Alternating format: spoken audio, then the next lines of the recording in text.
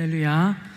오늘도 주의 말씀과 은혜를 사모함으로 이 전을 찾으신 여러분들을 다시 한번 주님의 이름으로 환영하고 축복합니다. 우리 앞뒤 옆분들을 바라보시면서 오늘 하나님의 말씀이 선명한 주의 음성으로 들려지길 원합니다. 이렇게 인사하겠습니다.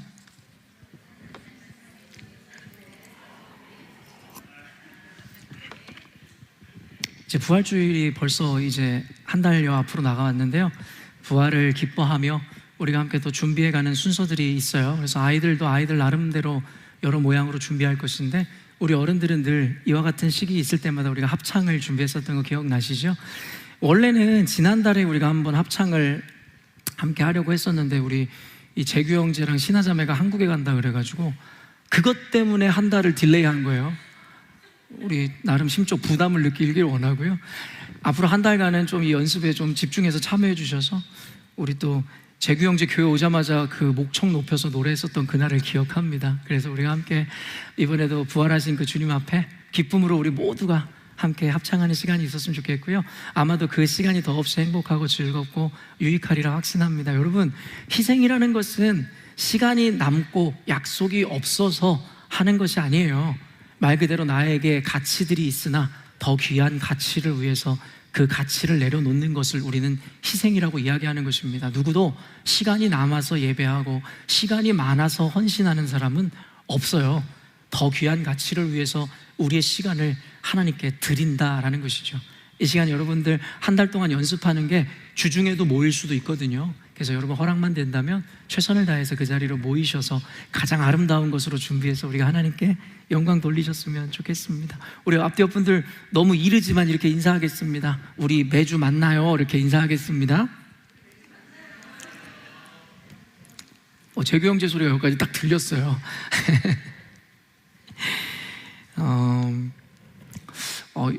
저는 요즘에 취미가 참 여러 가지가 있거든요. 뭐 아시는 분 아시겠지만 골프 치는 거 굉장히 좋아하고요. 그리고 골프는 사실은 요 근래 생긴 취미고, 원래 제 취미는 영화 보기였습니다. 그래서 영화 보는 걸 너무 좋아해서 아내랑 결혼했을 때에도 그때 당시 극장에서 개봉한 영화들은 모조리 다 봤을 정도로 영화를 너무 좋아했어요. 그리고 그 다음에 결혼을 하고 나서는 아내의 영향을 받아 드라마 보는 것을 참 좋아하기 시작했습니다. 그러니까 목회자라는 직업이 좀 그래요. 목회자들 중에는 TV 중독에 걸린 사람이 참 많거든요. 그 이유는 뭐냐면 스트레스가 너무 과중해요. 육체적인 노동은 아니지만 정신적 노동이라는 게 그에 못지않게 아니요, 그보다 사실은 훨씬 더 사람을 지치게 하기도 하죠. 그리고 저는 생각을 참 많이 하는 사람입니다. 그래서 오히려 저는 생각하는 훈련을 해야 되는 것이 아니라 생각을 잠깐 멈추고 쉬는 훈련을 해야 하는 사람이에요. 그래서 저는 영화를 보거나 이 드라마를 보면서 잠깐 그런 시간, 그런 쉼을 누리는데요. 그러다 보니까 제가 좋아하는 장르의 영화나 드라마는 액션이라든가 판타지를 좋아해요. 저는 뭐 로맨스라든가 또 생각하게 하는 드라마나 영화 같은 거 너무 싫어해요. 그냥 단순하게 부시고 때리고 뭐 이런 영화들을 보면서 어떻게 보면 쉼을 누리거든요. 그러다 보니까 저는요, 넷플릭스도 은혜로 볼 수 있게 되었고, 또 이 디즈니 플러스, 오늘 제가 뭐 이거 유료 광고 아니고요, 그냥 하다 보니까 자꾸 얘기하게 되는데요, 넷플릭스랑 디즈니 플러스에 있는 드라마나 영화들을 보곤 하는데요, 그 중에 요즘에 가장 핫하게 제가 보고 있는 게 뭐냐면 더 글로리예요. 벌써 마지막 회까지 다 봤습니다. 목사가 설교나 준비하지 뭐 그런 거 집중하냐고 생각하는 분들 계시겠지만 시험에 들지 마시고 그것을 저의 어떤 하나의 열정이라고 봐주시면 좋을 것 같고, 나중에 더 글로리를 통한 은혜를 함께 나누도록 할 것인데요, 저는 이제 넷플릭스나 이 디즈니 플러스 같은 이런 어떠한 이 플랫폼이라든가 어떤 이 컨텐츠를 보면서 이 시대를 읽기 시작해요. 왜냐하면 어떤 영화라든가 드라마는 그 시대를 반영하고 대변하는 어떠한 출구라고 저는 생각을 하거든요. 넷플릭스는 요즘 젊은이들 모두가 스마트폰으로도 보고 그 안에 있는 컨텐츠들을 즐기죠. 그 중에서 저는 넷플릭스를 보면서 이 시대를 읽기도 하지만 그 중에 한국인들의 컨텐츠를 보면서 한국인들의 세계관을 읽기도 합니다. 여러분, 그런데요, 요즘에 넷플릭스를 보든 디즈니 플러스를 보든 공통적인 것이 있어요. 무엇일까요? 공통적인 거요. 첫째, 너무 폭력적이다라는 거예요. 아까도 얘기했지만 저는 액션이라든가 그런 데리고 부시는 드라마나 영화를 좋아합니다. 그런데 too much, 것인 것 같아요. 별로 그렇게 연관성도 없는 잔인하고 잔혹한 장면들을 굳이 삽입하는 이유를 잘 모르겠습니다. 그리고 두 번째가 무엇인지 아십니까? 바로 음란함입니다. 저는요, 여러분들이 그렇게 생각하실 수도 있겠는데 자기 목사라고 자기는 또 깨끗한 척하고 저런 거, 저도 그런 거 보는 거 좋아하는데요, 제가 말하고자 하는 거는 전혀 개연성도 없고 내용과 관계없는 야한 장면들이 나오는 게 사실은 저를 불편하게 해요. 내용의 몰입도를 깨기도 하고 굳이 저기에 왜 나체 여성을 등장시키는지에 대해서 이해가 되지를 않아요. 그게 너무나 놀랍게도 말 그대로 트렌디하게 폭력적이고 야하고 음란한 장면들이 넷플릭스나 이와 같은 드라마나 영화에 꼭 그 장면이 삽입되는 것을 여러분도 보실 거예요. 그리고 나머지 세 번째가 무엇인지 아십니까? 바로 기독교에 대한 폄하입니다. 여러분, 제가 좋아했었던 그 드라마, 여러분 오징어 게임이라는 거, 언젠가도 이거에 대해서 짧은 쇼츠로, 이렇게 짧은 영상으로 여러분들에게 그리스도인들은 오징어 게임을 봐도 되는가 보면 안 되는가에 대해서 여러분들에게 이야기한 적이 있었어요. 여러분, 오징어 게임이라든가 저는 이와 같은 류의 드라마를 그리스도인들은 볼 수 있어야 된다고 믿는 사람입니다. 반기독교적임에도 불구하고 보아야 된다고 이야기하는 이유는 이로 인해서 시대를 읽어야 된다는 거예요. 우리는 세상으로 나가야 하는 존재이지 우리들만의 리그를 만들어서 우리들끼리 즐기는 존재가 아닙니다. 세상을 알아야 그들에게 복음을 전할 수 있기에 우리는 이런 영화일수록 더 봄으로 말미암아 그들이 보는 기독교, 그들이 보는 교회와 그리스도인들이 저와 같이 괴물의 모습이구나를 인식할 수 있어야 됩니다. 그를 통해서 우리를 다듬어야 되고 세상에 나아갈 수 있는 발판을 마련해야 합니다. 근데 오징어 게임으로부터 시작해서 제가 좋아했었던 또 영화 중에 수리남이라는 영화도 있었고요, 그리고 더 글로리라는 이 영화에 이르기까지 여러분 어떻습니까? 굳이 등장하지 않아도 되는 기독교에 대한 폄하를 모두 담고 있더라는 것입니다. 여러분, 이것이 바로 이 시대의 세계관입니다. 기독교는 더 이상 세상에서 영향력이 없어요. 도리어 기독교를 폄하하고 훼손하고 모욕하면 할수록 대중들은 열광합니다. 심지어는 교인들조차도 그렇습니다. 여러분, 이전에는요, 감히 정치인들이든 세상에 이런 영화나 드라마가 교회와 그리스도인들을 건들 수조차도 없었어요. 왠지 아십니까? 인기를 얻어야 하는 그들의 생리상 대부분이 기독교적이고 교회가, 그리고 그리스도인들이 득세하고 있는 대한민국에서 교회를 폄하하기란 쉽지 않았죠. 근데 요즘에 어떻습니까? 코로나 이후에 명확하게 드러난 것이 무엇이에요? 정치인들이 더 이상 교회와 그리스도인들의 눈치를 보지 않는다라는 거예요. 그들의 표를 잃을까봐 두려워하지 않아도 된다라는 거예요. 왜냐하면 교회를 억압하면 억압할수록, 핍박하면 핍박할수록 도리어 예수 믿지 않는 사람들뿐만 아니라 그리스도인들조차도 그것에 열광하기 때문입니다. 몸은 교회에 있지만 반기독교적이고 반성경적인 그리스도인들이 넘쳐남으로 말미암아 더 이상 세상은 교회를, 그리스도인들을 두려워하지 않는다라는 거예요. 그러다 보니까 그들은 인기를 얻기 위해 기독교를 폄하하고 교회를, 여러분, 룩다운 하는 개념들의 영화나 드라마들을 양산하기 시작하고 그와 같은 개념의 정책들을 펼쳐내기 시작하는 것이죠. 누구를 원망하겠습니까? 저와 여러분을 원망해야 하고 탓해야겠죠. 우리가 그리스도인답지 않은 삶을 삶으로 말미암아 세상 사람들에게 그리스도인들이 더 이상 거룩하거나 구별된 존재가 아니라고 인식되기 시작했습니다. 이전에는 소수였지만 교회는, 그리스도인들은 세상으로부터 청렴하다라는 인정을 받고 존경을 받았던 존재들이었어요. 그런데 이제는 기독교인이라는 걸 스스로 밝히는 것조차가 쉽지 않을 만큼의 사회적 분노를 얻게 되었죠. 그래서 우리 이 시대의 사명은 간단합니다. 세상에 빼앗긴 헤게모니를 다시 이전에 우리 신앙의 선배들이 그러했듯이 교회로 가져오는 것, 그러므로 말미암아 세상에서 빛과 소금의 역할을 감당하는 것이 21세기 이 시대를 살아가는 우리들에게 주시는 주님의 사명임이 분명함이라 믿습니다.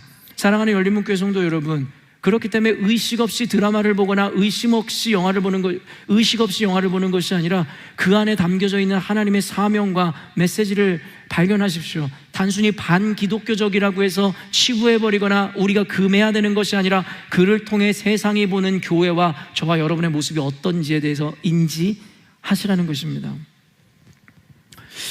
오늘 설교의 제목이 구원에 대한 통찰이라 하였습니다. 제목이 주는 것처럼 오늘도 굉장히 논리적이고 조금은 차갑고 냉정한 설교가 이어질 것입니다.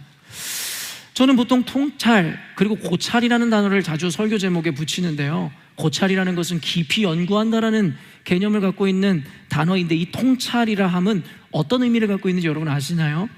대강 여러분들은 알고 있겠지만 명확한 뜻을 이야기할 수 있는 분이 많지 않을 것인데요, 통찰이라는 것의 국어사전적 의미가 무엇이냐면 1번 예리한 관찰력으로 사물을 꿰뚫어 보는 것이다 라고 이야기합니다.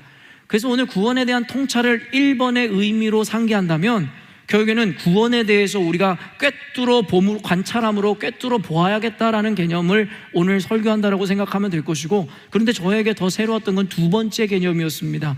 새로운 사태에 직면하여 장면의 의미를 재조직화함으로써 갑작스럽게 문제를 해결함 또는 그런 과정, 이것을 통찰이라고 이야기합니다. 사랑하는 성도 여러분, 저는 의도치 않게 이 설교를 준비하고 오늘 이 넷플릭스나 이와 같은 시대의 트렌드를 여러분과 이야기하면서 오늘 이것이 주는 의미가 있음이라 저는 생각하게 되었어요. 새로운 사태에 직면하여 오늘날의 그리스도인과 교회는요, 새로운 상황과 문제를 맞이하게 되었습니다. 이전 우리 믿음의 선배들은 마주해보지 못했던 순간들을 오늘날의 그리스도인들은 위기 가운데 맞이하게 되었죠. 그런데 새로운 사태에 직면하여 장면의 의미를 재조직화함으로, 여러분 이제는 교회 안에 이와 같이 재조직하는 일들이 일어나야 합니다. 그래서 오늘날의 기독교인과 교회가 마주하고 있는 이와 같은 위험과 어려움과 현실 가운데서 우리는 그 문제를 해결할 수 있어야 된다는 것이에요. 그렇기 때문에 오늘의 설교는요, 이 시대의 트렌드에 맞게 여러분들에게 단순히 감정과 감성에 호소하는 설교가 아니라 여러분들에게 이와 같이 혼란하고 혼탁한 시대 가운데 여러분들이 사람들의 선동과 감정에 좌우지되지 않게 하기 위해서 말씀의 기준을 세우는 시간일 것입니다. 그래서 이 시대에 제가 여러분들에게 단호하고 엄중하게 성경의 세계관과 기준에 대해서 이야기함은 더 이상 이전의 기성교회 목회자 선배들이 했던 것처럼 사람의 감성을 자극하고 여러분의 생각에 만족을 주어 교회로 사람을 모으는 것이 중요하지 않다라는 것에 대해서 여러분들에게 말하고 싶어요. 이제는 이 시대를 살아가기 위해 우리는 정신을 똑바로 차려야 됩니다. 호랑이 굴에 끌려가도 정신만 차리면 살아날 수 있다라는 옛말이 있어요. 오늘날의 교회가 헤게모니를 빼앗기고 이와 같이 불리한 상황 가운데 있을 때 더 이상 우리는 교회에 와서 자위를 하고 스스로 만족하고 스스로가 여러분 체험받는, 자신의 만족을 체험받는 그런 교회를 지향해서는 안 되고, 오직 하나님의 말씀을 다시 한번 관찰력으로 꿰뚫어보고 고찰함으로 말미암아 그 안에 있는 진리로 기준 삼아 이 시대에 잘못되어져 있는 기독교 문화와 사고에 대해서 재조직화함으로 우리가 당면하고 있는 이 문제에서, 현실에서 우리는 벗어날 수 있어야 된다는 것입니다. 그렇기 때문에 오늘 설교를 들으면서 감정적 전의를 기대하지 마시고 말씀에 의해서 기존에 우리가 갖고 있었던 편견과 잘못된 방식이 무엇이었는지에 대해서 고찰해 보시고 그것에 대해서 기준 삼으시는 저와 여러분 되시기를 주님의 이름으로 축원합니다. 아멘. 오늘은 그 구원에 대해서 논하는 날입니다. 여러분, 우리가 교회를 오는 이유가 무엇이냐고 여러분에게 묻는다면 여러분 뭐라고 이야기하시겠습니까? 인간적인 관점에 있어서 우리가 이루어야 되는 최고의 목표는 구원인 것입니다. 구원받기 위해 예수를 믿었고 구원받기 위해서 우리는 교회를 나오는 것이죠. 그럼에도 불구하고 우리 열린문교회가 궁극적으로 지향하는 것은 이 구원이 아닙니다. 구원을 얻은 이후의 삶에 대해서 우리는 집중하고 하나님이 주신 그 사명에 포커스를 맞추는 교회인 것은 사실입니다. 그럼에도 불구하고 이 구원이라는 것의 무게가 사명보다 덜하다는 것은 결코 아닙니다. 왜냐하면 우리가 먼저 이 구원을 이루어내지 못했는데 우리가 그 사명을 감당함으로 세상에 구원을 전하는 것이 무슨 의미가 있겠습니까? 그렇기 때문에 우리가 먼저 온전히 구원의 도를 깨달아 그 구원을 이루어낸 진정한 하나님의 백성과 예수의 제자가 될 때 우리에겐 그 사명이라는 더 높은 가치와 이상이 주어지게 되는 것입니다. 그렇기 때문에 이 구원이라는 것은 그리스도인들에게 필수적인 관문이고 반드시 이루어내야 하는 가치인 것이죠. 여러분, 성경에는 문학적 장르가 있습니다. 신약 성경에는 구약 성경에 비해 장르가 덜하긴 하지만 대신 구약 성경에 없는 장르가 있는데 그것이 무엇이냐면 바로 복음서입니다. 여러분, 사복음서라 하면 무엇을 의미하죠? 마태, 마가, 누가, 요한복음입니다. 그리고 이것을 신학적으로 나눌 때 공관복음이라는 것이 있어요. 이 네 가지 중에 공관복음이 무엇인지 아시죠? 공관복음이라는 것은 이 말 그대로 같은 관점으로 쓰여진 복음서라는 것을 의미하는 것이고, 신학적으로 분류할 때 이 공관복음이라 함은 마태, 마가, 누가복음을 이야기하고 요한복음은 따로 떼어놓습니다. 그렇기 때문에 마태, 마가, 누가복음의 내용의 60%에서 80% 정도가 같은 관점에서 쓰여지고 같은 내러티브가 펼쳐진다는 것을 우리는 알고 있죠. 요한복음은 전혀 다른 개념입니다. 이 정도는 상식적으로 여러분이 알고 계시면 좋을 것 같습니다. 그렇다면 여러분에게 질문해 볼게요. 복음서에서 강조하고자 하는 것이 무엇이겠습니까?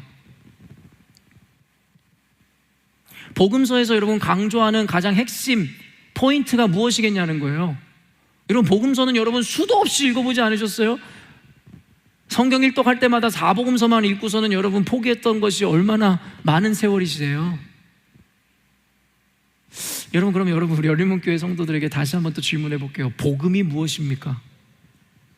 얼마 전에 여러분들에게 한 줄로 요약해 줬던 기억이 있는데요. 복음이란 죽을 수밖에 없던 죄인이었던 우리가 예수 그리스도의 희생과 십자가의 죽으심으로 말미암아 우리가 구원을 얻게 된 것을 우리는 복음이라고 이야기하는데요. 이것은 어떻게 보면 잘 풀어낸 설명이고, 더 간단하게 축약한다면 복음은 뭐다라고 이야기할 수 있을까요? 바로 구원의 복된 소식이다 인 것이죠. 그럼 다시 한번 물어볼게요. 복음서에서 가장 강조되어지는 내용이, 그리고 강조점이 무엇이겠습니까? 구원입니다. 복음은 바로 구원과 직결되는 것이에요. 그렇기 때문에 복음서에 등장하는 예수 그리스도의 모든 메시지는 하나님의 나라와 천국과 직결되는 개념이에요. 복음서에 등장하는 모든 것은 하나님의 나라, 구원과 직결되는 개념들만 있습니다. 여러분이 오해하지 않으셨으면 좋겠어요.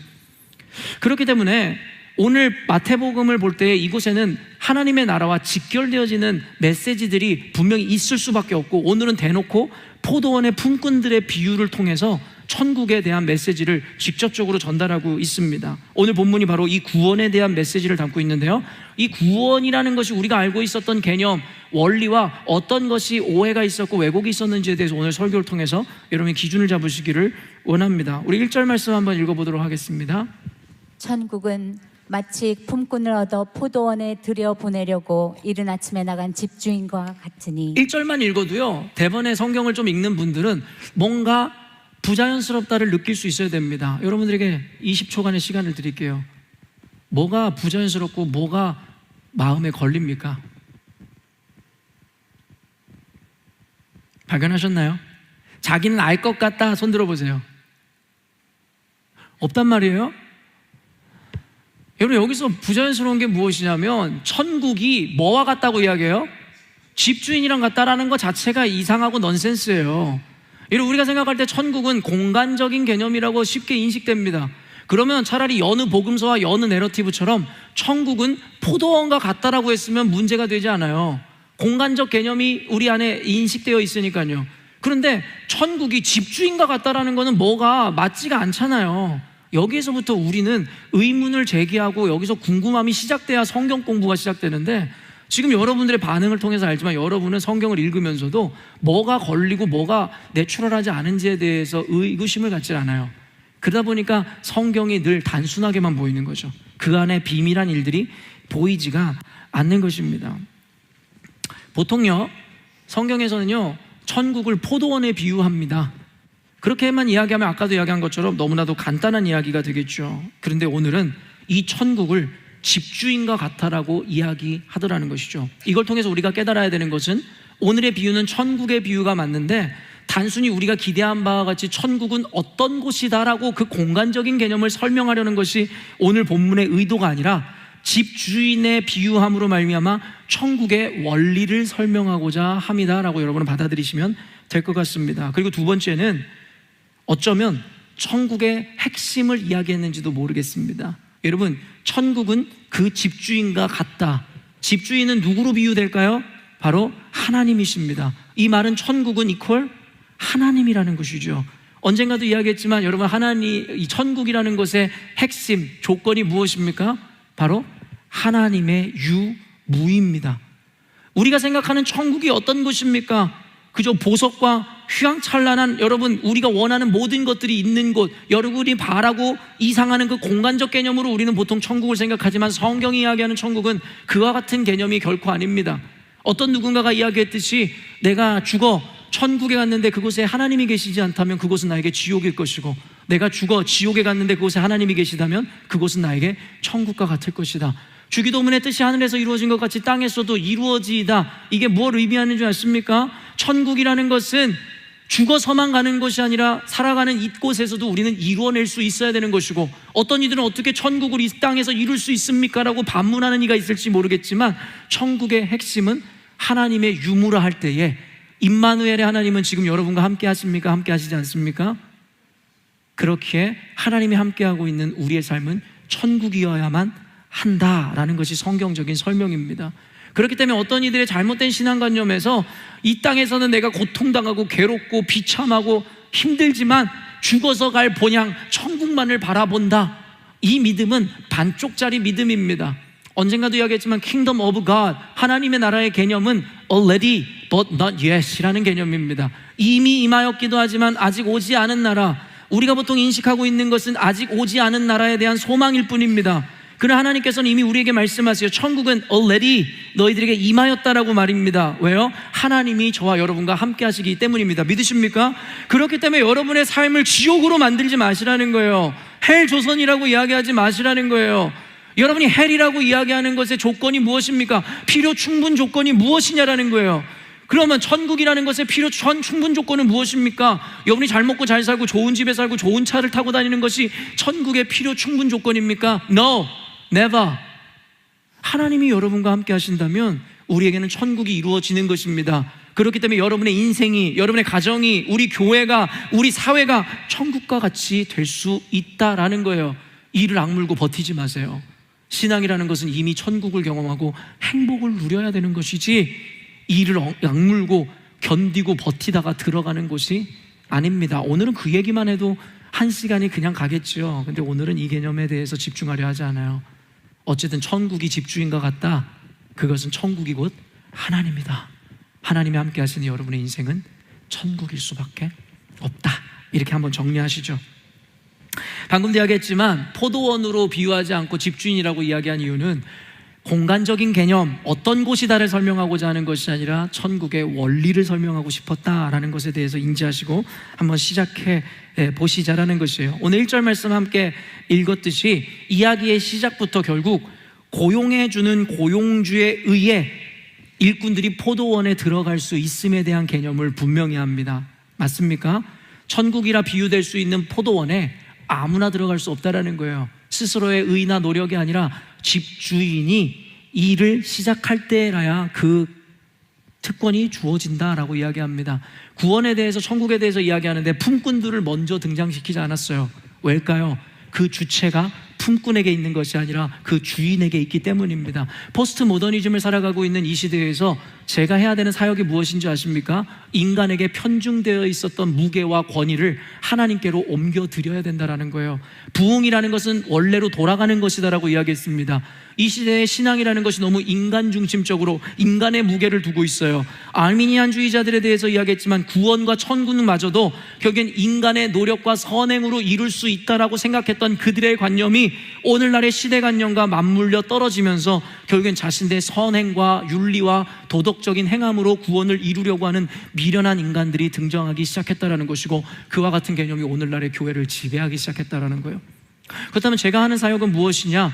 인간에게 편중되어 버리고 넘어간 그 무게를 원래 하나님의 권위로, 하나님의 무게로 다시 되돌려 놓는 것이 저의 사역인 것입니다. 그러다 보니 여러분은 괴롭겠죠. 여러분이 쥐고 있었던 그 패권을, 여러분이 들고 있었던 그 무게를 하나님께 올려드리는 것이니까요. 다만 듣기에만 괴로울 뿐이지 그 열매는 달콤할 것입니다. 왜냐하면 여러분이 패권을 쥐고 무게를 진다는 것은 그에 따른 책임과 스트레스와 두려움이 여러분에게 동반된다라는 것이에요. 하나님의 절대 주권을 인정하기란 인간의 사고로는 어렵지만 그에게 모든 무게와 주권과 주도권을 넘겨주는 순간 우리에게 주어지는 열매는 무엇이에요? 절대 안심과 평안입니다. 모든 것은 하나님께서 주관하시고 하나님께서 인도하심을 믿는 믿음이 있기 때문입니다. 그렇기 때문에 행위라는 것은 구원을 이루는 수단일 수 없고 구원을 이룬 우리들의 열매일 수밖에 없다라고 여러분에게 규정하는 것입니다.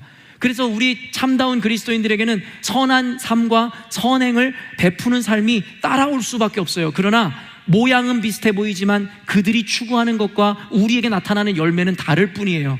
왜요? 그들은 그 행함에 묶여있기 때문에 늘 두렵고, 하나님이 두렵고 떨리지만 우리는 평안과 안심을 누리는 가운데 최선과 열심이라는 열매를 낼 뿐이죠. 이해가 되십니까? 여러분이 여기까지 지금 이해하고 있으시다면 여러분은 여느 신학생들보다도 훨씬 인지가 빠르고 놀라운 자리에 계신 것입니다. 그럼 계속해서 더 깊이 있는 심화되어진 세계로 함께 넘어가 보셨으면 좋겠습니다. 여러분, 오늘 천국은 집주인 1절 한번 띄워주세요. 천국은 집주인과 같다라고 했는데 그 집주인 앞에 어떤 수식어가 붙었죠? 이른 아침에 나간 집주인이라는 거예요. 여러분, 성경에서는요 한 글자도 놓칠 여유 없습니다. 하나님은 우리들에게 이 말씀을 온전히 전해주기 위해서 토시 하나하나, 수식어 하나하나까지도 고민하셔서 우리에게 가르쳐 주셨을 테니까요. 이 집주인과 같은 것으로 끝나는 게 아니라 이른 아침에 나갔다라는 거예요. 여러분, 굳이 이것을 왜 얘기해 줄까요? 무엇을 우리에게 가르쳐 주시고자? 바로 하나님의 열심을 가르치시고자 하는 거예요. 아침에 일찍 일어나는 자들을 우리는 열심히 있고 성실한 자라고 우리는 생각하죠.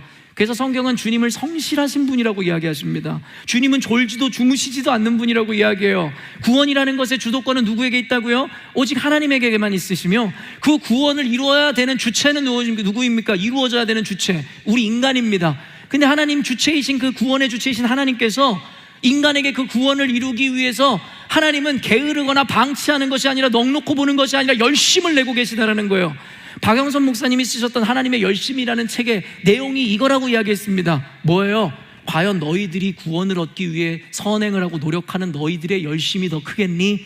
아니면 너희들을 사랑하는 우리 하나님 아버지가 너희들을 구원하기 위해 힘쓰시는 그 열심이 크겠니? 여러분, 답이 무엇이에요? 여러분이 더 열심을 낼까요? 하나님이 열심을 낼까요? 무엇이 두렵습니까? 그 열심을 내신 하나님 우리 아버지시고 전지전능하신 분이신데요. 우리가 왜 구원에 대해서, 신앙에 대해서 불안해하고 쫓깁니까? 여러분, 우리는 구원에 대해서 인지조차도 하지 못했을 때에 주님께서 우리에게 그 구원을 제시하신 것이에요. 원래 우리의 것이 아니었다고요.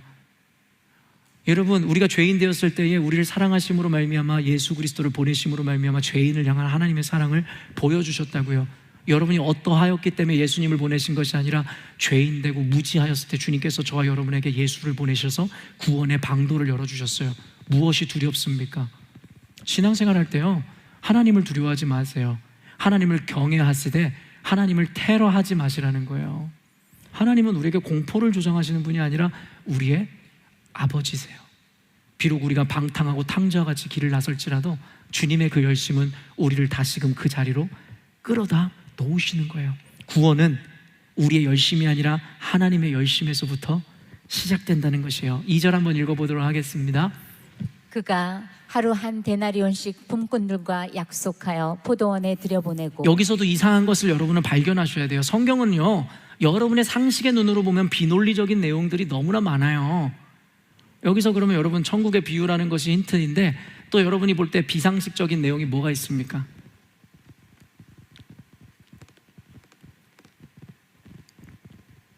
전혀 없는 것 같죠.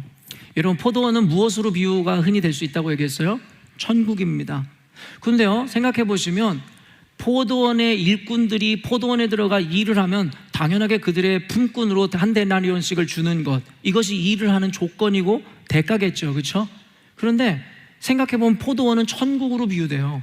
그럼 우리가 천국에 들어가기 위해서는 조건과 대가가 필요하다, 논리적으로 이해가 돼요. 그런데 그 대가와 조건을 누구에게 주어야 됩니까? 천국에 들어가게 하시는 그 하나님께 드려야 되죠. 이해가 되세요? 지금 논리가? 그런데 그 천국으로 들여보내주는 것도 그것과 동시에 그들에게 품값까지 주더라는 거예요. 포도원에 들어가는 조건이 그들에게 대가를 주는 거였단 말이에요. 근데 우리가 천국에 들어가기 위해서는 우리가 무엇을 드리는 것이 더 상식적이죠. 구원 열차를 타기 위해 티켓을 내야 되는 것과 똑같은 개념이잖아요. 그런데 이들은 도리어 받는다. 여러분, 성경에서 이야기하는 천국에 들어가는 대가 누가 지불하셨습니까? 예수 그리스도께서 랜섬 대신 갚아주셨다라는 거예요. 그럼 여기까지는 이해가 되잖아요.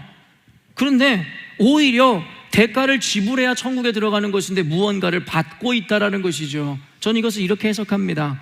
여러분, 조건과 구원에 대한 대가라고 이야기하면 오직 예수 그리스도, 그리고 예수 그리스도를 믿는 믿음은 그를 따르는 희생과 헌신이 뒤따를 수밖에 없어요.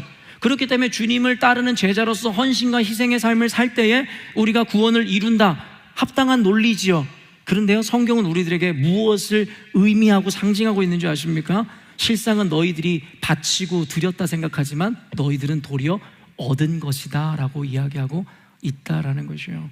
여러분, 선교사님들이 흔히 하는 얘기가 있어요. 선교를 하러 갔으나 도리어 선교를 당하고 왔다. 목사인 저 같은 사람이 항상 하는 고백이 있어요. 은혜를 나누려고 갔는데 은혜를 받고 왔다. 목사는 은혜를 주는 것이고 선교사는 여러분 선교를 감당하고 오는 것이 원래 상식적이에요. 그런데요, 이뤄지는 일들은 상식과 달라요. 은혜를 주려 갔는데 은혜를 받고 오고, 선교를 하러 갔는데 선교를 당해오고. 여러분, 예수 그리스도를 따르는 이 삶이요, 고되고 힘들고 희생적이라고 생각하는 분들 잘 들으세요. 아니요, 그것은 희생이 아니라 대가를 지불한 게 아니라 도리어 여러분이 얻으신 거예요. 여러분은 잃은 것이 아니라 더 큰 것을 얻으신 분들이라고요. 천국은 너희들이 무언가를 지불해서 들어가는 것이 아니라 너희들이 무엇인가를 더 얻어 들어가는 곳이다라고 우리들에게 설명하고 있다는 것이죠. 여러분, 신앙생활을 제발 피해자 코스프레 하면서 하지 마세요. 주님에게 내가 이것도 주고 저것도 주고 모든 것을 드렸습니다 라고 이야기하면서 여러분이 무언가를 드렸다라고, 조건과 대가를 드렸다라고 생각하지 마시라는 거예요. 우리가 천국에 들어간 것은 오직 주시는 이의 은혜에 의해서 들어간 것입니다. 그곳에는 여러분의 의가 조금도 남아있지 않아요.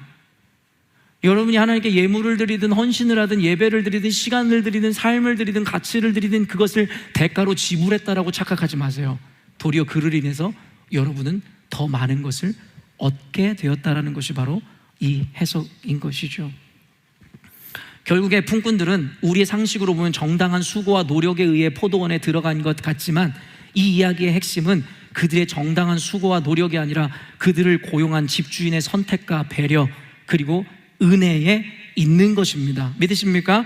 여러분, 이는 흔히 우리가 예수를 믿어 구원에 이르렀다라는 개념을 잘못 이해함으로 말미암아 결국엔 구원이라는 것은 우리의 행위가 그 중심에 있다고 생각해요. 어떤 행위요? 내가 믿었잖아요. 내가 믿었잖아요. 그러니까 그 행위에 의해서 우리는 구원에 이르렀다라는 착각으로 이어질 수 있지만 사실은 그 이전에 예수 그리스도를 우리에게 보내시고 결국엔 그 기회를 주신 이의 은혜가 없었다면 우리에게 그것을 선택할 수 있는 기회조차도 주어지지 않았다. 그렇기 때문에 구원을 논할 때에 선행되어지고 본질적으로 우리가 고백해야 되는 것은 주신 이의 은혜에 의해 우리는 구원을 얻을 수 있는 기회를 얻게 되었다라고 고백하는 게 옳은 것이죠. 구원의 주체는 여러분의 행함이 아니라 하나님의 주시는 은혜에 있음을 이야기하는 거예요. 그리고 심지어는 성경에서 뭐라고 이야기합니까? 인간의 노력과 행위마저도 하나님의 의도와 의지에 의해 주어지는 것임을 분명히 하죠. 이해가 되십니까? 여러분이 교회 나온 게 여러분의 의지고 여러분의 헌신이라고 생각하시죠? 여러분이 주님을 만난 것이 여러분이 어떠한 삶을 살았기 때문이라고 생각하시나요? 아니죠. 그것마저도 주시는 이의 은혜에 의해서 주셨다라는 것을 성경은 이야기하죠. 이따가 나눌 겁니다. 그래서 저는 언젠가 예수전도단이라는 단체에서 얘기한 권리포기라는 단어를 받아들이지 않는다고 얘기했어요. 여러분, 우리가 주님을 위해서 포기할 권리가 애초에 어디 있습니까? 모든 것이 주님의 것인데 달라 하시는 이 앞에 드리는 것을 포기라고 이야기합니까? 내가 나한테 돈을 빌려준 누군가에게 내가 돈을 갚으면서 내가 당신에게 내가 희생해서 돈을 갚습니까? 다라고 이야기하는 사람이 어디 있습니까? 당연하게 그에게 돌려주어야 되는 것이에요. 여러분, 착각하시면 안 돼요. 여러분에게 있는 시간과 돈과 여러분의 명예와 삶, 가족 자체도 모든 것이 주님의 소유입니다. 믿으십니까? 주님이 달라 하실 때 드리지 못할 이유는 없어야 돼요. 그게 창세기에서 1장에서부터 시작되는 개념입니다. 우리가 권리를 또한 포기할 수 있는 거, 애초에 개념 자체에도 권리는 없지만 여러분이 포기하는 게 여러분이 포기하는 게 아니라 우리를 포기하게 하시는 이인 하나님의 의지에 의해서 이루어지는 일이라는 거죠. 그렇기 때문에 하나님에게만 영광입니다. 저와 여러분에게 돌아갈 수 있는 영광은 1도 남아있지 않은 것이죠. 모든 것이 주님의 은혜이기 때문입니다. 오늘 본문 이전에요, 어제 토요 새벽에서도 나눴지만 부자 청년의 이야기가 나와요. 부자 청년의 이야기 여러분 너무나 잘 알고 계시잖아요. 어느 날 재물이 많은 부자 청년이 예수님을 찾아와서 이와 같이 질문하는데요. 마태복음 19장 16절입니다. 어떤 사람이 주께 와서 이르되 선생님이여 내가 무슨 선한 일을 하여야 영생을 얻으리이까? 여러분, 이게 바로 보통 사람들의 사고 구조입니다. 이는 영생과 구원을 논하면서 예수님에게 질문한 것 자체가 뭐라고 질문합니까? 무슨 선한 일을 행하여야 영생을 얻을 수 있겠습니까? 이가 생각하는 주체는 무엇이냐면 구원은 우리의 선한 행위다라고 생각하고 있는 것이죠. 그런데 이와 대꾸를 이루는 결론부의 마태복음 19장 25절에 26절에서 뭐라고 예수님께서 답변하세요? 읽습니다. 제자들이 듣고 몹시 놀라 이르되 그렇다면 누가 구원을 얻을 수 있으리이까? 예수께서 그들을 보시며 이르시되 사람으로는 할 수 없으나 하나님으로서는 다 하실 수 있느니라. 여러분, 열심과 선행을 강조했었던 그 청년에게 예수님께서 말씀하신 것은 하나님께서 하실 수 있다입니다.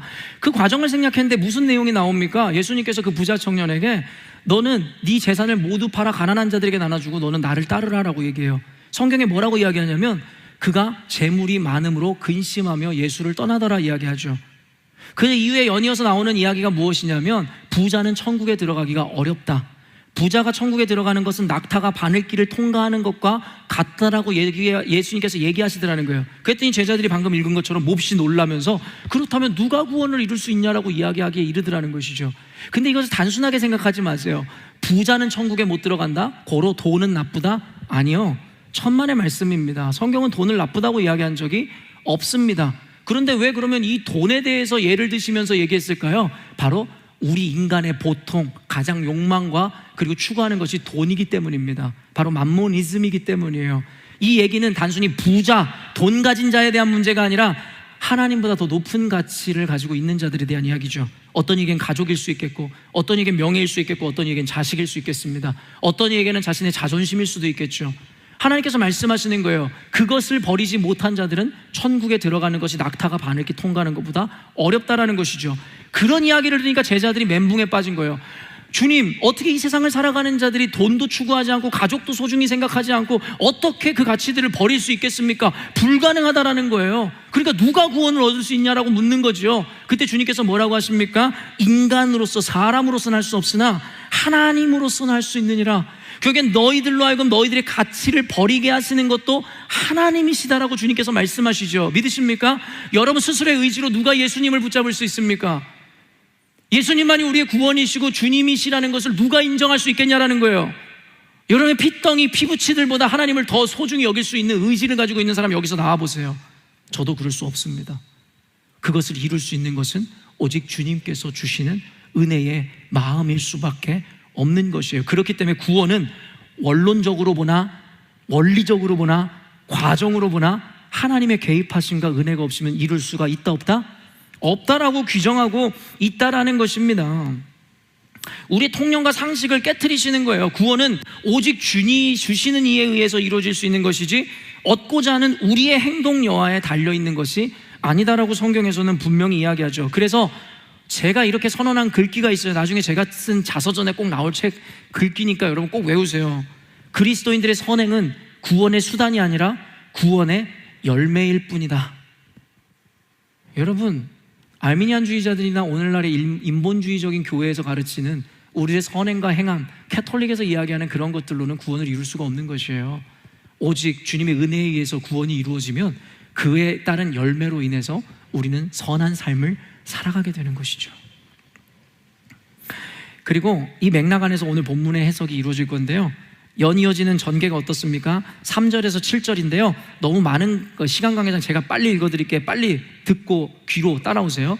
또 제3시에 나가보니 장터에 놀고 서 있는 사람들이 또 있는지라 그들에게 이르되 너희도 포도원에 들어가라. 내가 너에게 상당하게 주리라 하니 그들이 가고 제6시와 제9시에 또 나가 그와 같이 하고 제11시에도 나가보니 서 있는 사람들이 또 있는지라 이르되 너희는 어찌하여 종일토록 놀고 여기 서 있느냐. 이르되 우리를 품꾼으로 쓰는 이가 없음이니이다. 이르되 너희도 포도원에 들어가라 하니라.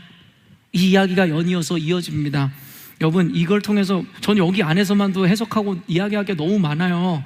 계속되어지는 주님의 열심을 보여주죠. 이른 아침에 나가서 일꾼들을 천국에 드릴 뿐만 아니라 또 이후에 제6시와 제9시에도 나가고 제11시에도 나가는 거예요. 주님은 여전히도 졸지도 주무시지도 아니하시고 천국으로 하나님의 백성으로 부를 자들을 위해서 이와 같은 열심을 내고 계신데 저와 여러분은 뭐 하고 계십니까? 오늘은 이 이야기가 아니니까 이것은 나중에 전개해 보자고요. 그럼 오늘 여러분과 보고 싶은 것이 무엇이냐면, 포도원 일꾼으로 부름받는 자들은 어떤 사람들이었습니까? 어떤 사람들이었습니까? 일하고 싶은데 일을 할 수 없는 사람들이었어요. 예수님께서 2번에 걸쳐서 이야기하는 게, 어떤 사람들이 길가에서 놀고 마시고 먹고 있는 거예요. 그러면서 너희들 어찌 놀고 있느냐라고 얘기했더니 그 사람들의 변이 이래요.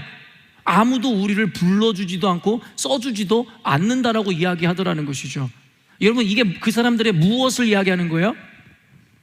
예? 무자격과 무가치를 이야기한다고요. 여러분, 어떤 사장이요, 회사를 읽어가고 어떤 일을 하는데 사람이 필요해요. 근데 세상에 사람은 이렇게 많은데 아무에게나 오퍼를 하지 않아요. 왜일까요? 가다가 자동차를 고치는 사람이든 길 가는 사람한테 당신 일로 와보세요, 이거 좀 내가 여기 와서 일하세요 하지 않는 이유가 뭐예요? 그 사람에게는 그에 합당한 프로페셔널한 기술과 자격이 없기 때문이죠. 오늘 이것은 비유입니다. 그러니까 이 사람들이 진짜 어떤 사람들이었는지에 대해서 우리는 모르지만 비유를 통해 상징적으로 우리에게 주고 싶은 게 무엇이에요?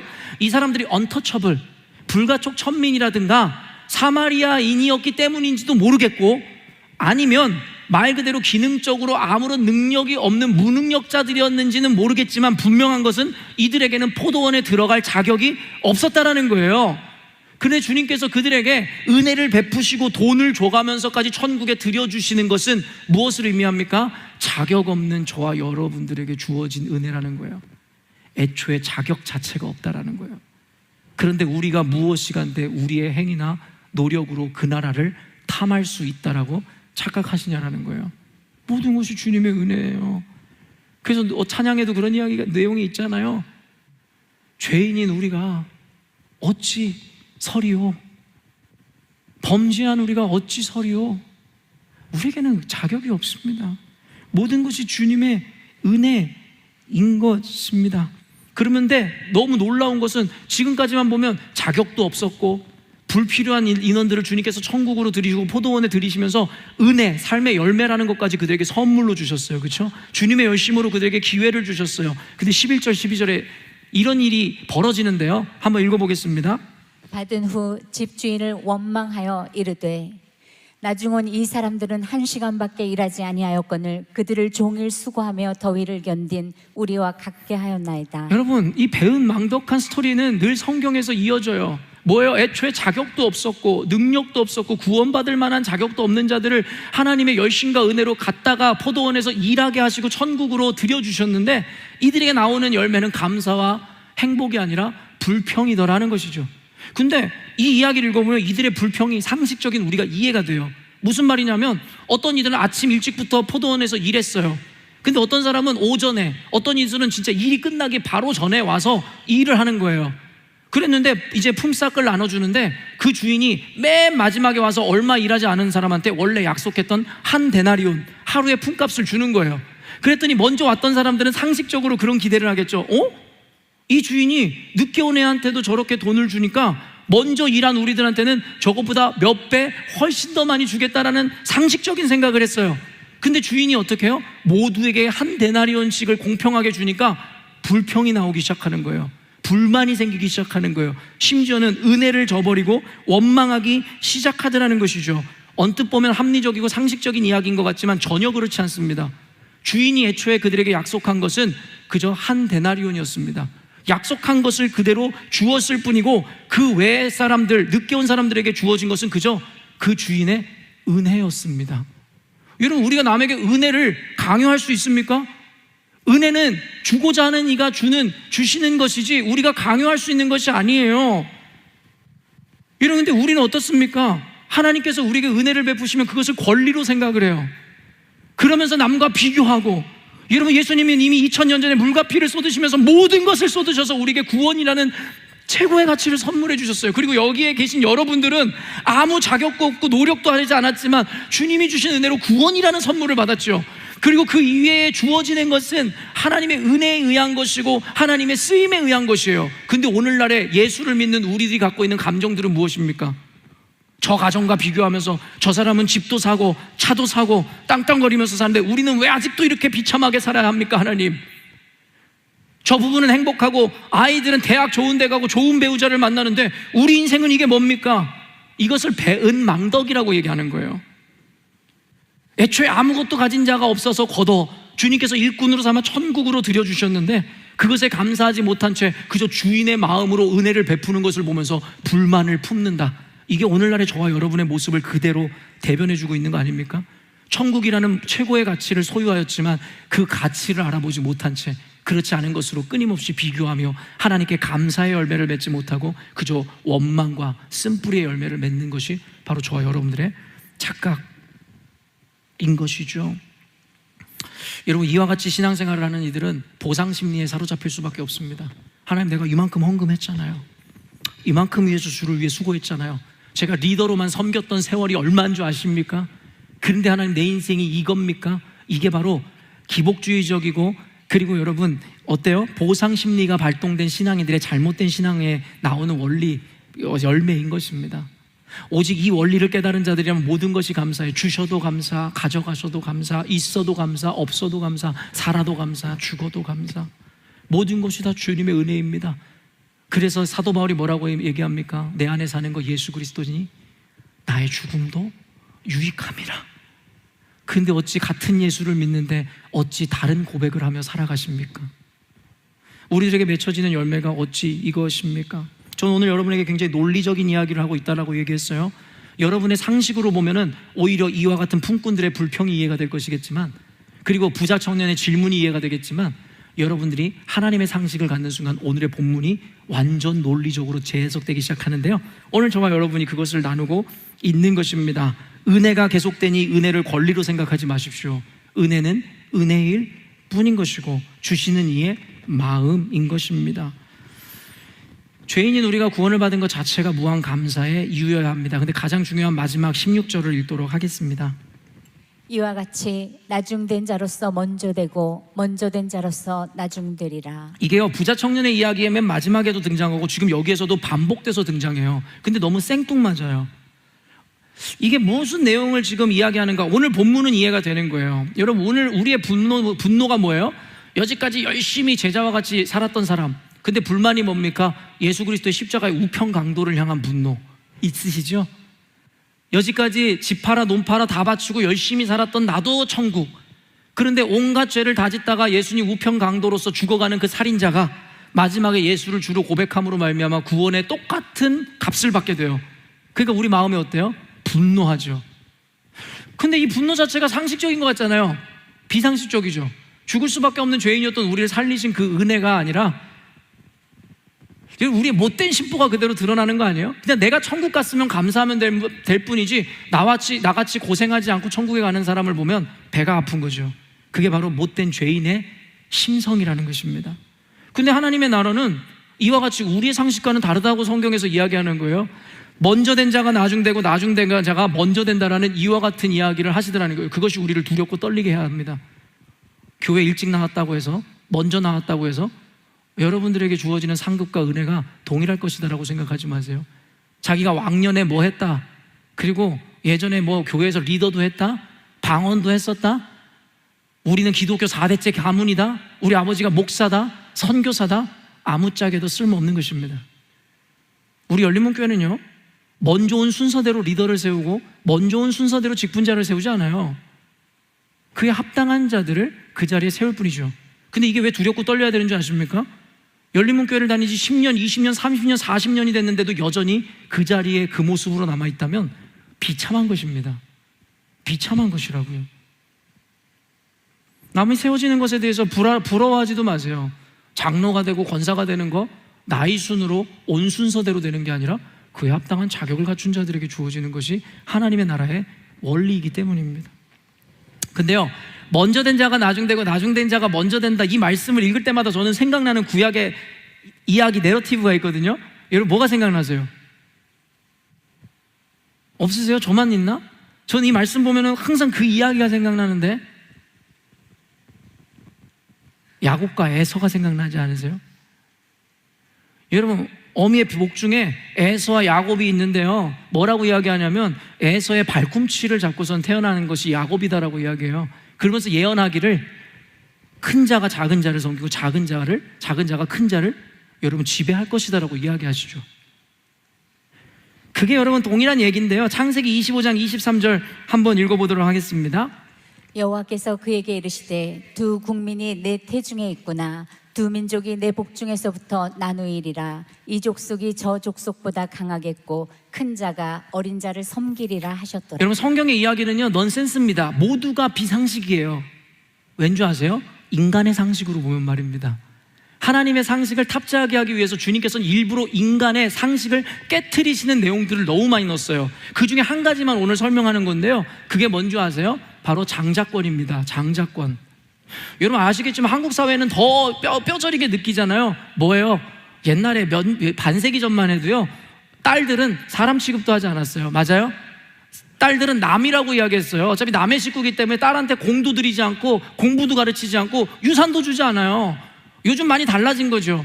그런데요, 그 여성들에 대한 차별뿐만 아니라 더 고리타분한 집안에서는 어떤 차별이 일어났는지 아시죠? 장자만 내 아들이고 후계라는 것이죠.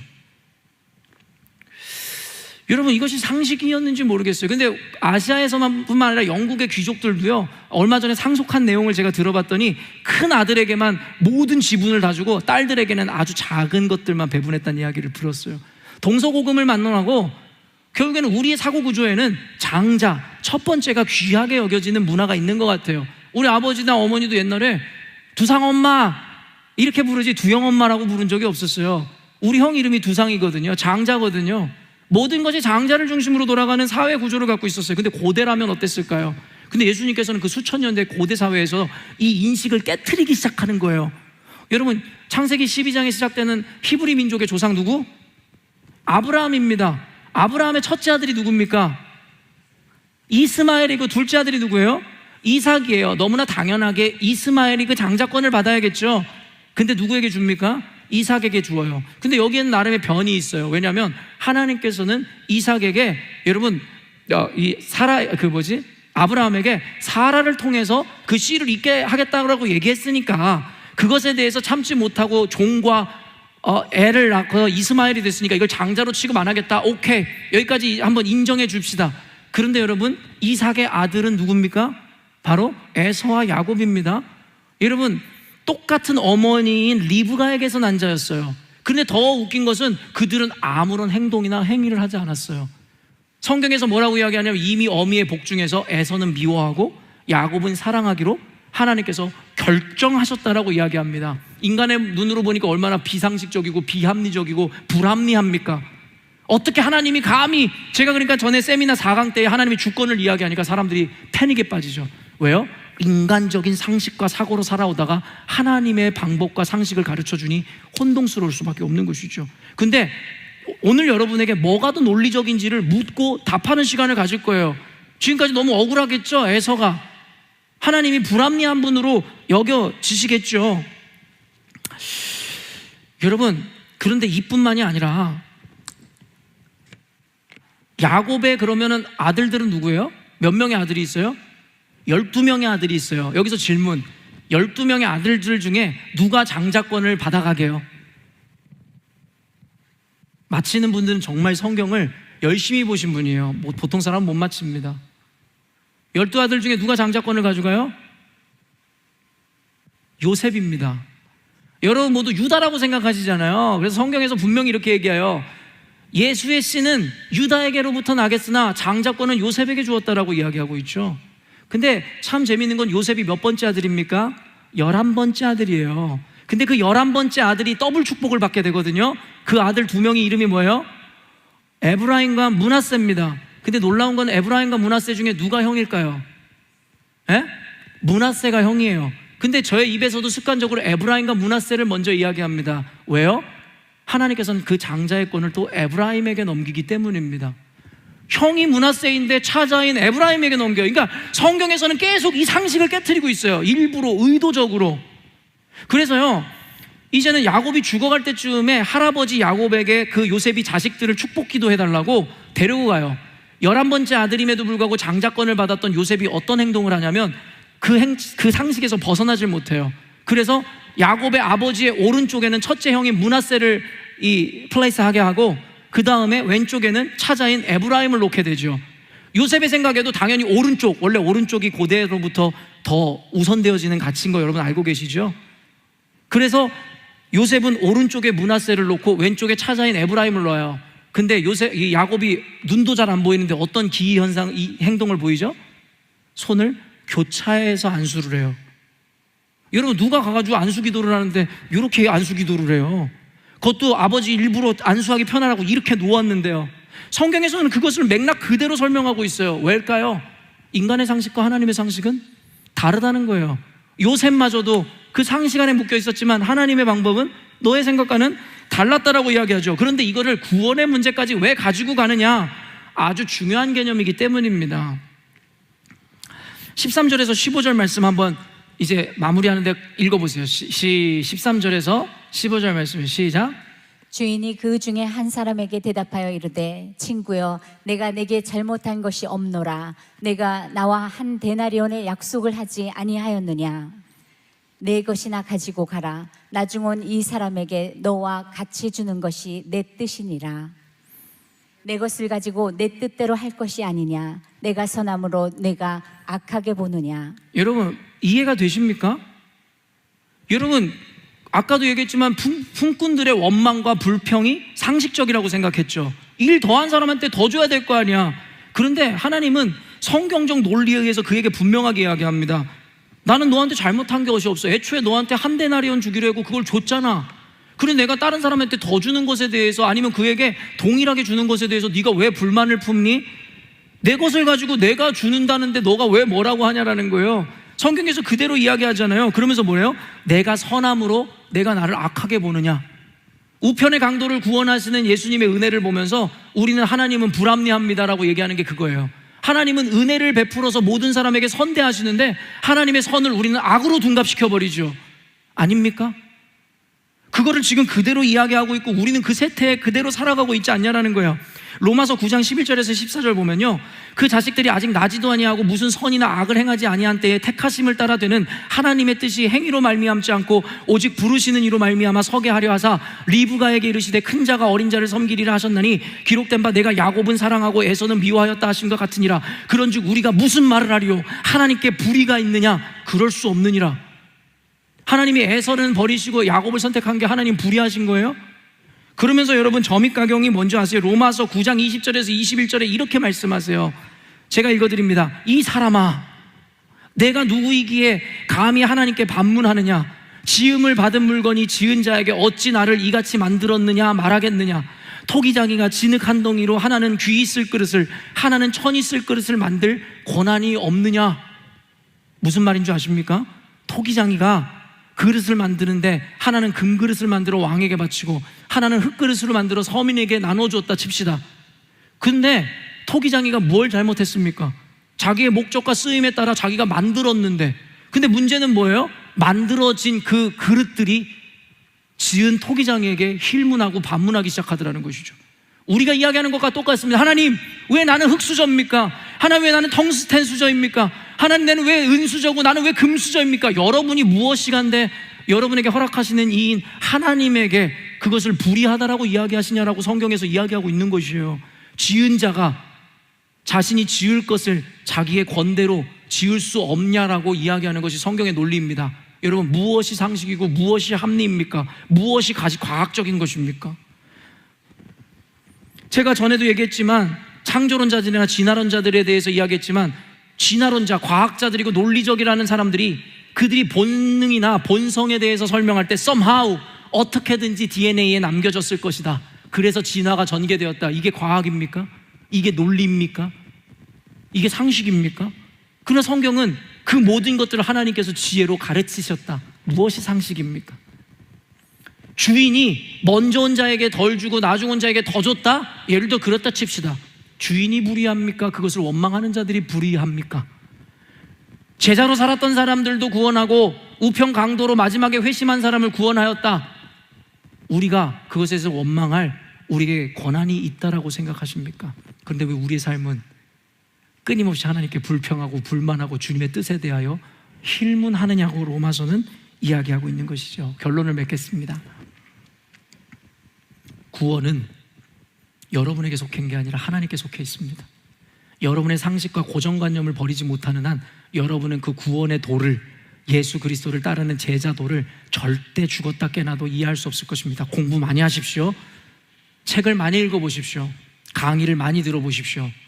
여러분 스스로가 옳다라는 그 생각, 여러분의 상식을 내려놓지 못하는 순간, 못한다면 여러분은 어떠한 명강의를 듣고 명설교를 듣고 어떤 책을 읽어도 절대 제자도, 구원의 도를 깨달을 수 없을 것입니다. 그저 자기 착각 가운데 아는 척하고 잘났다라는 생각으로 남을 판단하고 교만히 살아갈 뿐이겠죠. 바리새인과 서기관들처럼 말입니다. 그런 자들은 공부하는 것이 더 독입니다. 공부하지 마세요. 그래서 제가 여러분들에게 공부하지 말라는 것입니다. 언제 전에요? 오직 예수 그리스도 앞에 자기를 부인하고 십자가를 질 준비가 되기 전에 말입니다. 복이 아니라 독이 될 것입니다. 사랑하는 성도 여러분, 이제는 나중된 자가 먼저 되고 먼저 된 자가 나중된다는 하나님의 주권을 인정함과 동시에 두려움으로 받아들이십시오. 아까도 얘기했지만 교회 오래 다녔다고 해서 하나님이 인정해 주시는 게 아니라 그것은 도리어 수치로 남을 수 있어요. 왕년에라는 이야기 따위 하지 마세요. 그것에 대해 공적으로 천국에 들어간다고 착각하지 마세요. 이전에 여러분이 얼마를 헌금했든, 이전에 여러분이 얼마나 헌신했든 그것은 주님과 관계가 없습니다. 주님이 묻는 것은 바로 오늘 너는 누구이기에 인 것이겠죠. 그러므로 말미암아 최선을 다하십시오. 하루하루 주님의 은혜 가운데 열심을 통해 그 천국의 구원을 이루어내십시오.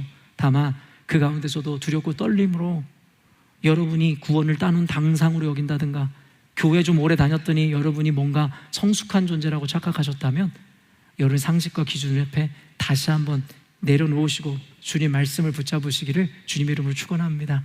함께 기도하겠습니다.